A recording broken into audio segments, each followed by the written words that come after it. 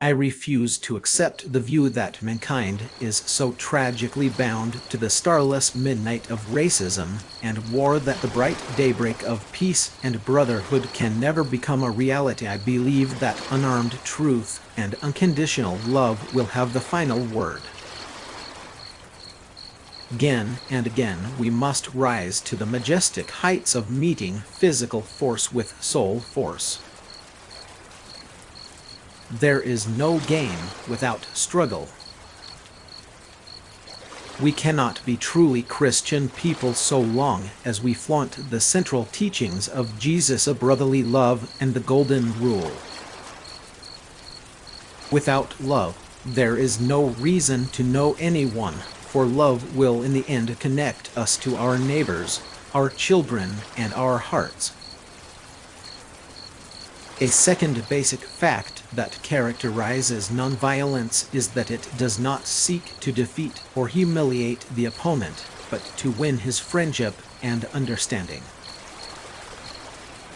The human heart is like a ship on a stormy sea driven about by winds blowing from all four corners of heaven.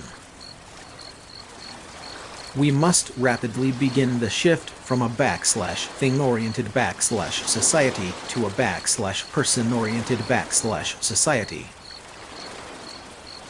The Darwinian concept of the survival of the fittest has been substituted by a philosophy of the survival of the slickest. Music is the best consolation for a despaired man. There is nothing but a lack of social vision to prevent us from paying an adequate wage to every American citizen, whether he be a hospital worker, laundry worker, maid, or day laborer. My place is in the sunlight of opportunity.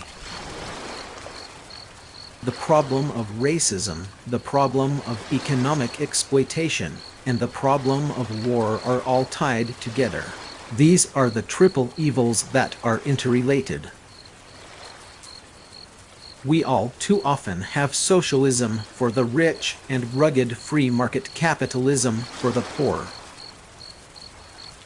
Everything that we see is a shadow cast by that which we do not see. Civilization and violence are antithetical concepts. School takes 13 years because that is how long it takes to break a child's spirit.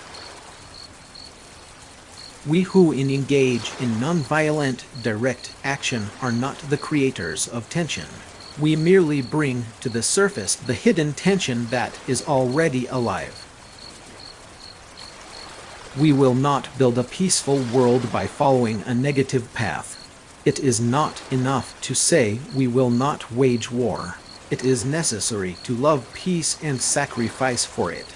We must concentrate not merely on the negative expulsion of war, but on the positive affirmation of peace. In the process of gaining our rightful place, we must not be guilty of wrongful deeds. Let us not seek to satisfy our thirst for freedom by drinking from the cup of bitterness and hatred. We must forever conduct our struggle on the high plane of dignity and discipline.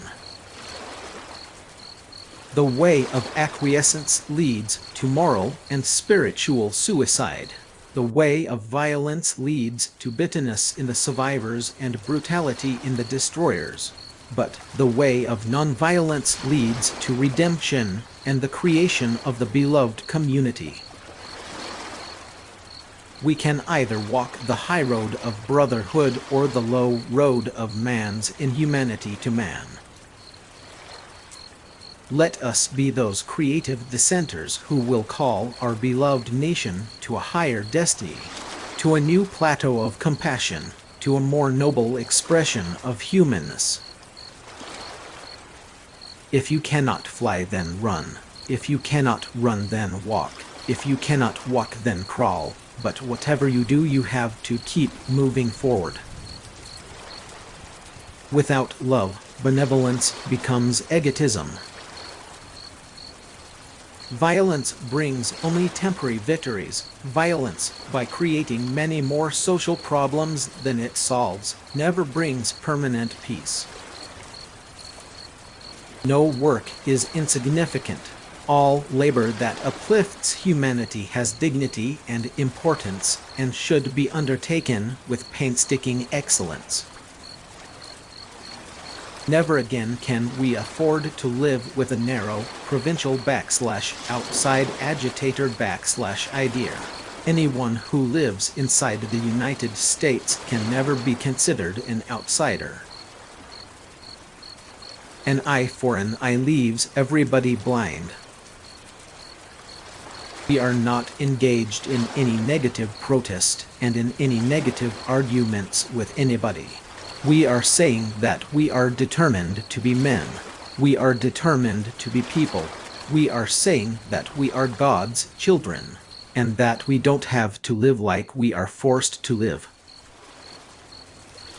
Violence is not the way. Education without direction is a one-sided social value. Direct action without education is a meaningless expression of pure energy. The time is always right to do the right thing. I cannot sit idly by in Atlanta and not be concerned about what happens in Birmingham. Every genuine expression of love grows out of a consistent and total surrender to God. What good does it do to sit at the counter when you cannot afford a hamburger? That old law about an eye for an eye leaves everybody blind. The time is always right to do the right thing. What I am saying to you this morning is that communism forgets that life is individual. Capitalism forgets that life is social. And the kingdom of brotherhood is found neither in the thesis of communism nor the antithesis of capitalism, but in a higher synthesis. Now there is a final reason I think that Jesus says, "Love your enemies." It is this that love has within it a redemptive power, and there is a power there that eventually transforms individuals. If you have not discovered something you are willing to die for, then you are not fit to live. Cowardice asks the question, is it safe? Love is somehow the key that unlocks the door which leads to ultimate reality. It does not matter how long you live, but how well you do it. There is a more excellent way of love and nonviolent protest. GAPE means recognition of the fact that all life is interrelated. All humanity is involved in a single process, and all men are brothers. To the degree that I harm my brother, no matter what he is doing to me, to that extent I am harming myself. True compassion is more than flinging a coin to a beggar. It comes to see that an edifice which produces beggars needs restructuring. We must meet the forces of hate with the power of love. Jesus Christ was an extremist for love, truth, and goodness.